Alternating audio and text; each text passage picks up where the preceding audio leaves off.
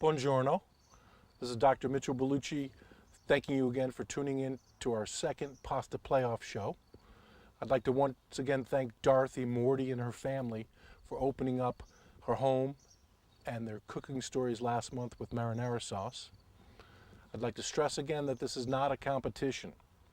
This is an opportunity to share your family's stories, recipes, and experiences about food that was important to you.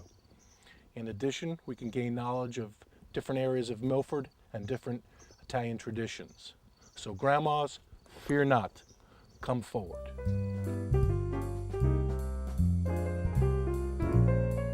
This week's regional sauce is pesto sauce, a seasonal, usually summertime mixture of basil, olive oil, garlic, cheese, and pine nuts.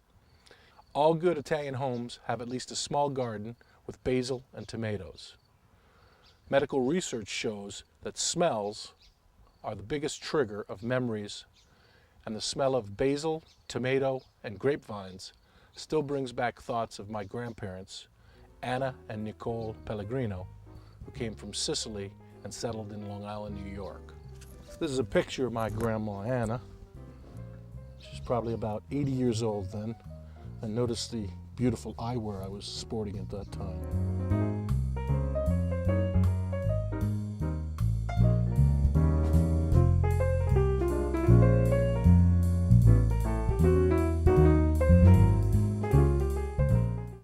We start with some of Miss White's basil leaves, and I did sneak in a little bit of parsley.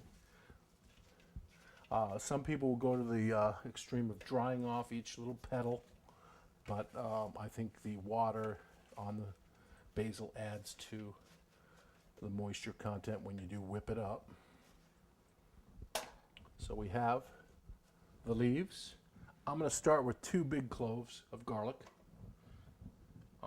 One of the secrets is I use pine nuts, and as far as measurements, I'd say a couple of tablespoons.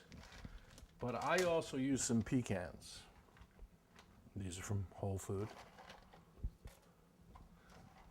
As far as cheeses are concerned, you either have the Parmesan or Romano. I prefer Romano in my pesto, and I don't add a lot of cheese. So here's 2 little pieces. We'll start with 1. Pepper.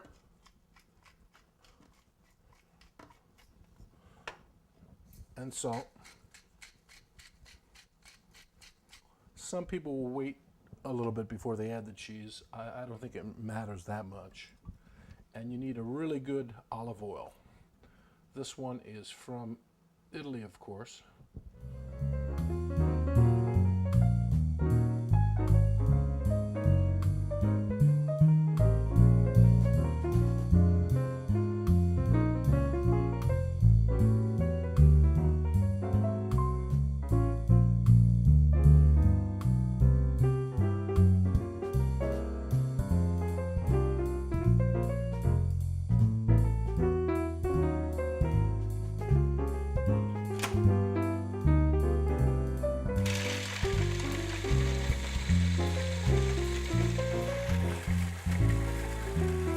We're getting close.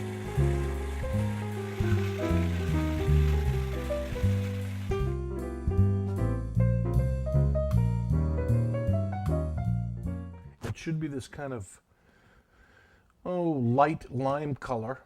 It shouldn't be too oily looking. And the way it is now, you could keep this in the refrigerator for a day or 2 and it'll be fine. If you're going to freeze it, you can put it actually in a small container with some olive oil over the top, and it'll freeze well for a week or 2. Most of the time, though, you're whipping it up quickly as a side dish for steaks or chicken, and it's very, very good.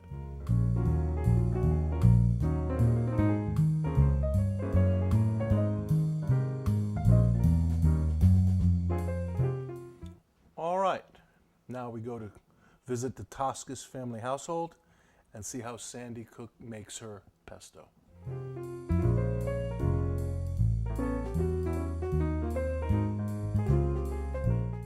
We're at the home of Sandra Toscas here on Asylum Street. Sandra's family has welcomed us into their house, and we're going to talk a little bit about the the origins of basil and talk about Sandra's experience cooking pesto. Sandra, thank you so much for having us here. You're welcome to. And I hear you're not a lifelong resident of Milford. No, I met my husband at UMass in Amherst. We were both students, and he brought me here when we married. I grew up on the North Shore in a town called Marblehead, Old Yankee.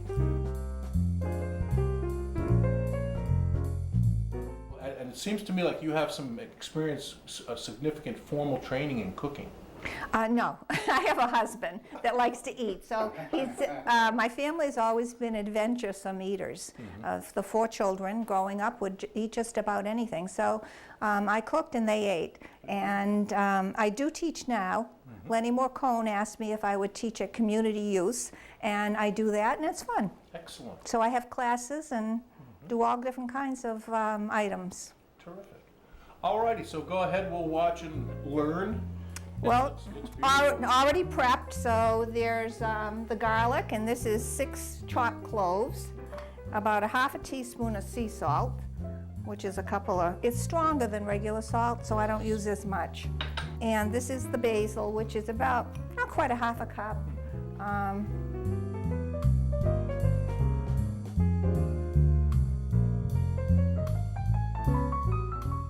there's a couple of sprigs of parsley. And about maybe a third of a cup of the nuts. And I'm going to mix them, the walnuts and the pine nut.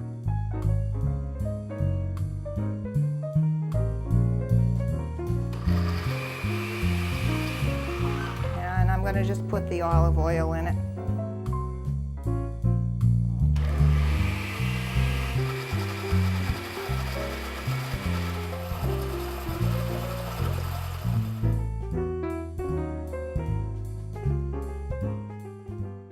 And you just mix the cheeses in, which are freshly ground. Got to have fresh ground. That's a good idea. I usually process it together, but that's very nice. And the rest of it, if you got it, use it. Don't leave it out. I think I like cooking better than baking because it's not precise like baking. You have to do things exactly right. But this, you can do it the way you like it.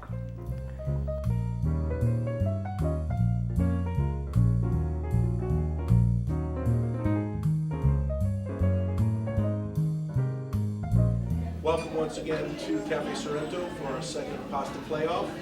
Today's dish is pesto, and it was prepared by myself and by son Toscas, a local celebrity in the Milford school system. I'd like to introduce our taste testers once again. Louis Chesky, the proprietor. Louis, you enjoy pesto sauce? I love pesto sauce. You like it more as a side with pasta? Do you like to use it almost like a marinated chicken? Or... No, I like it as a side. It's a little bit too heavy, too potent for me to have it as one meal, but a lot of people do. They do have it that way. Excellent. All right, our next person is Vincenzo Ozella. Ozella. Do you like pesto sauce? I love it. Good. Better dear. Is it good? We're going to test it here. Good deal. Very good. Heavy. Excellent. Delicious. And our last wise man from Sicily, Yes, Messina. Rocco Guillermo. Giello. Okay. Good job. And after you make a decision at the end, you're going to put the card face down in the front, and we're going to see which color was the winner. Trying to make it simple. Okay. All right. So I'll give these out in a little bit.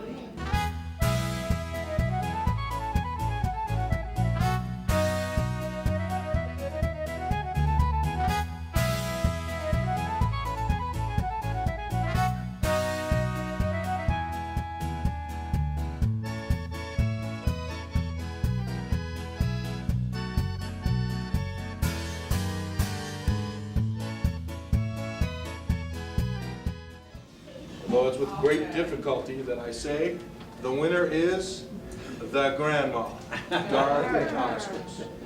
3-zip. That's very good. They were excellent. Excellent, beautiful pesto. It is. It's tough losing, but eventually it happens. But thank you all for coming on short notice. Thank you. As I said, please, grandmas, don't fear us. Want to do the next cook-off here, chicken parm, anything. Call me again. We'll call you again? All right, here you go. Take care and thanks again. Very good. Thank you.